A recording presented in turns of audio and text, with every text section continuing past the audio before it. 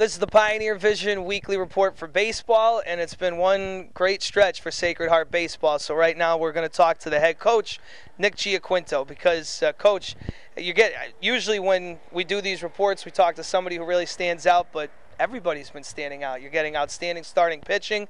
You're the best offense in the Northeast Conference, and the defense has been rock solid all year. So did you expect that all three of the aspects of baseball would come together for your team as it has so far? Well, we were hoping. You know, it's kind of what we thought after the fall, that we really had to play a complete game.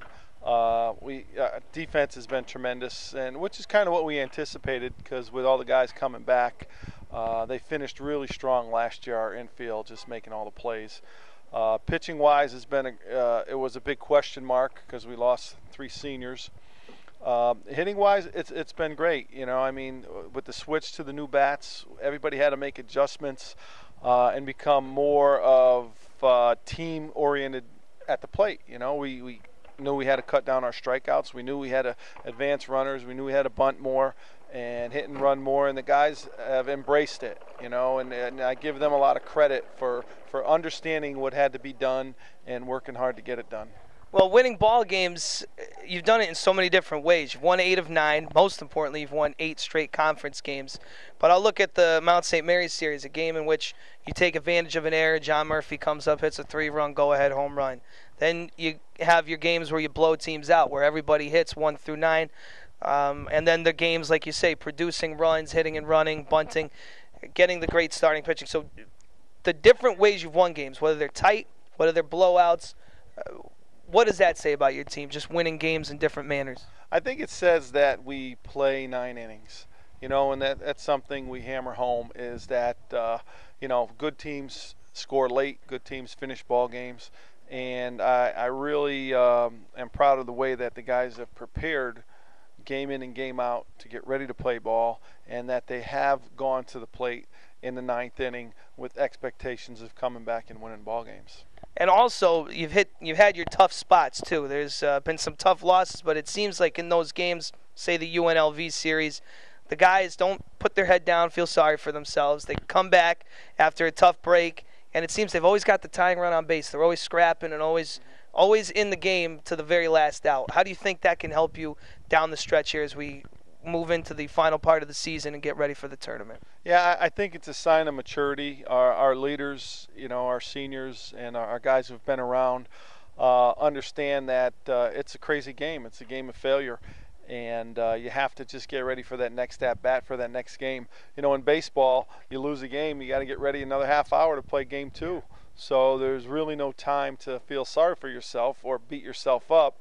And that's something else that we work at, you know, and the guys accept it. And, you know, it's losses are tough, but you have to bounce back and get ready for that next one. And your team always, when it's game time, they're always ready to play. And this weekend, it's, again, a bit of a challenge because you have a home game against Central Connecticut, against Bryant, so it's not ideal. A 6:30 start for a doubleheader on Saturday, a 6:30 start on Sunday. And like I said, all season it's been whether you play at 11 or you're playing in Las Vegas or wherever, they show up ready to play. But I guess this is another challenge this weekend, just kind of how different it will be, but 4 big conference games nonetheless. Yeah, it's a challenge in a couple respects. One, that the season's winding down and playoff berths are on the line, so it's easy to get distracted by looking at the standings and instead of just staying focused on one pitch at a time, one game at a time. So and then having to travel for the home game isn't also a distraction. But we're used to that stuff.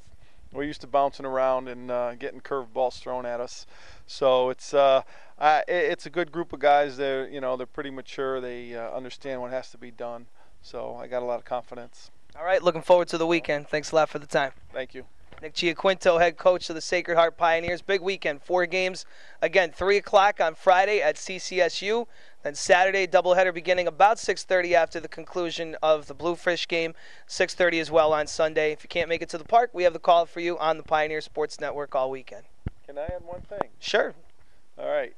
At Harbor Yard this weekend, Jay Monty is going to be pitching against the Bluefish. So for all you Pioneer baseball fans, one of our former all-league pitchers, Jay Monty's he'll be in the pen. So we don't know if he's throwing Friday, Saturday, or Sunday, but good omen for Sacred Heart. Yeah, a little alumni luck maybe. Absolutely.